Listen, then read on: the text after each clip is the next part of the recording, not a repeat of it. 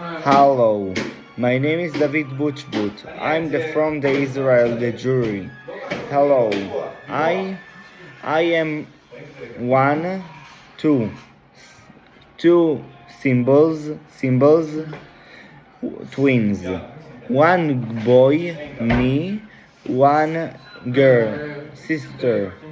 Sister Michael, Rahel Butchbut.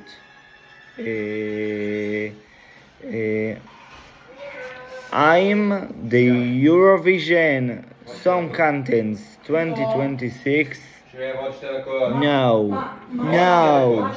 No free Palestine. No, I'm the free Israel. בבקשה, אל תאמינו יותר לשטויות האלה שמשדרים. לשטויות האלה, אוקיי? אנחנו צריכים להיות עם אחד ומגובש. בבקשה, תפסיקו להקשיב לחדשות. הכל שקר. בבקשה. בוא נהיה עם אחד ונפסיק עם השטויות האלה. אני דוד בוחבוט, חניך בגמדים בגדולים, ואני מאוד מבקש שנפסיק עם המלחמות בין איראן לזה.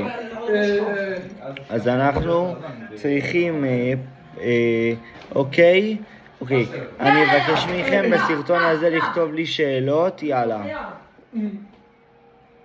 אוקיי? יאללה.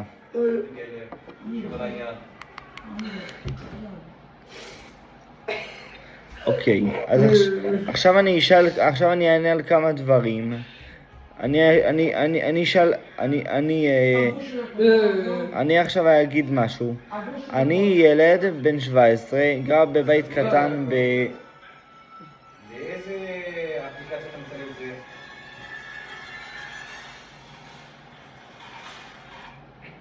יוטיוב. אוקיי. אתה מדבר עם מישהו.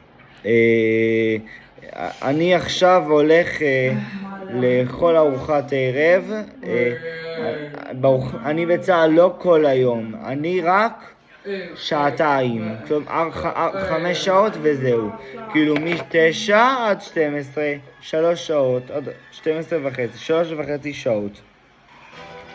מה שאומר שבבית שלנו, ואני גר בהוסטל, קוראים לו בית פישמן, לא אומר לכם תכתובת, כי זה לא משהו שעושים ברשת.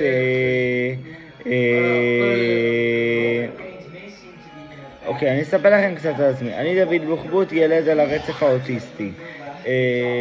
נולדתי בבית חולים ברזילי, ומיכל נולדה תקינה, אני נולדתי לא תקין. עברתי 4-5 פעמים דירה, פעם אחת באינקובטור, פעם אחת בסדרות, פעם שנייה עוד פעם בסדרות, פעם שנייה אצל דודי יצחק, פעם שלישית בסדרות, פעם חמישית לבית פישמן. ואני מבקר את ההורים שלי פעם בשבועיים, כלומר 12 ימים בבית, אני שישי שבת יומיים אצל אמא ואבא. אז בבקשה תקשיבו, אם אתם רוצים, אם יש לכם חלום, לא לוותר. אתה חייב לנצח, חמודי או אחותי. כי אני יודע שיש גם בנות שצפות. אוקיי, אחי? אז אני צריך שתעזור, תלמד להשתלט על זה. ועכשיו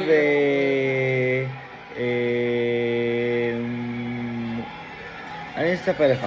אל תגיד כן על כל דבר, גם לי מאוד קשה להגיד לא לאנשים, כי לא נעים לי מהם, וחשוב לי מאוד הרצות שלהם, ואז אני פוגע בעצמי, כי אני לא רוצה לעשות את זה. אם אתה לא רוצה להיפגש עם הבחור הזה, או שאתה לא רוצה לעשות לאישה הזאת הטובה שהוא עשה, הגיע הזמן שתגיד לא. לא זה לא דבר רע, לפעמים צריך להגיד לא, אין מה לעשות. אז גם אם אתה כועס, כמובן לא על הכל להגיד לא, לפעמים להגיד כן, רק אם אתה באמת רוצה אתה אומר כן.